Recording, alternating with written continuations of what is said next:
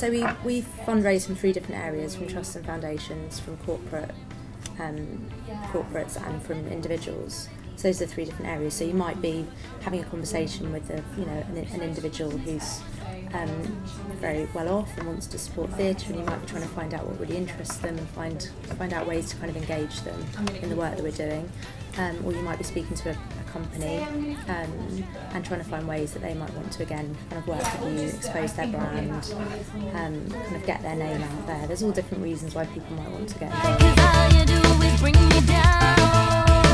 Well, it's really exciting when you work with a totally new company. I mean, so for example, we've just brought a company called Market on board, and it was I get a real buzz from sort of that kind of relationship coming off, because you start conversations, you don't really know if it's going to go anywhere, and you kind of play with lots of ideas, and at that stage it's quite creative as well, because you're kind of trying to come up with, you're trying to think about what interests the company, what's really going to make them want to get involved, how can you really sort of tap into what's important to them, and then try and come up with creative ideas and solutions. So I find that quite creatively stimulating, and then actually getting to the point where somebody says yes and gives you quite a lot of money, that's quite a good moment.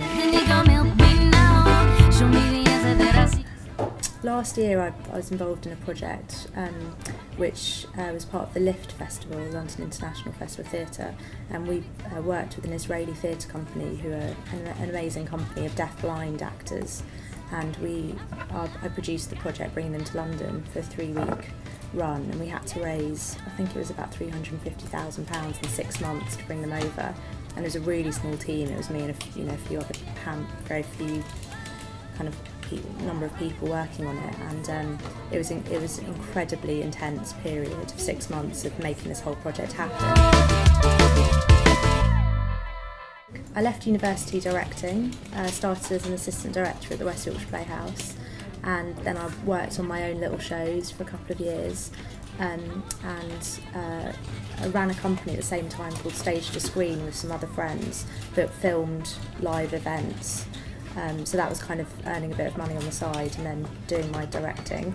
And then I was a finalist for the JMK Award in 2004, and at that point I decided not to carry on directing. I found it really, really stressful, and I also thought everybody else was brilliant, in the room, and I just wanted to sort of start producing.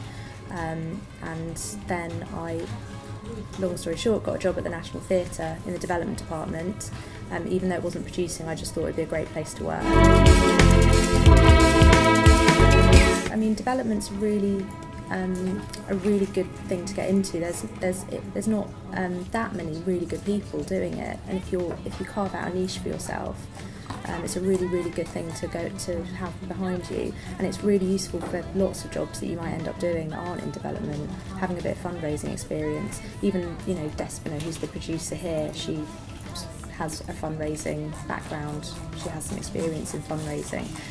Just try and go into an entry-level job in a development department. It's a really good way in, and you can work your way up, you can learn a lot, and they're very transferable skills, I'd say, to other departments.